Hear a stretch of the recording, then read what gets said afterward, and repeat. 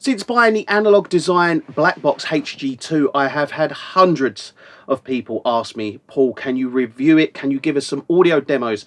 And today's the day. Today's the day I'm going to run audio through the HG-2 and show you just how good it is. Now, first of all, I'm going to just quickly say, when I first bought this, I basically bought this because I enjoyed the plugin. I loved the plugin.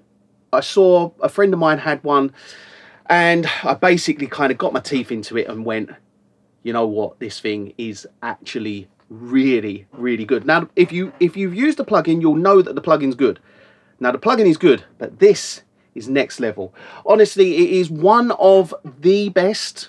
Yeah, I would say it's one of the best saturation boxes I have ever used, and you know, I have very, very, very quickly fallen in love with it. So let's straight away go into what we can do with this. Now, first of all, we've got here the pentode and the triode. Now, personally, from a mastering perspective, I have these set up. I don't touch them.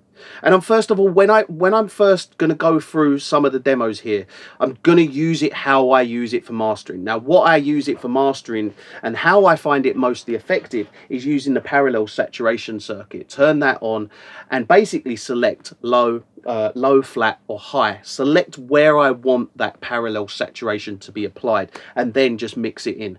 And it is such a sweet sound. Now, for instance, the best thing to use it for, and the way that I see it really working really well and the way it works well for me, is let's say we've got audio running in and someone else's mix is dull. It's dull as dishwater. It's not very bright. It hasn't got any life to it. Flick it to high.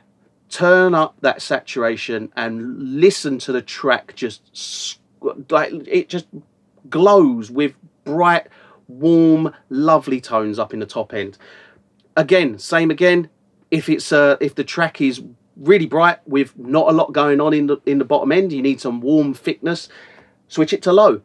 Bring in some low end, get that saturation in the bottom end.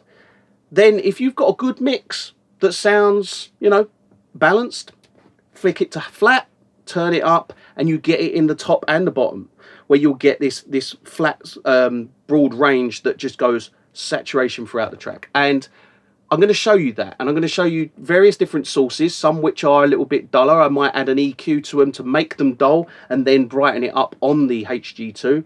But overall, you're going to hear exactly how good this thing is. So let's just jump straight in and take a look at it.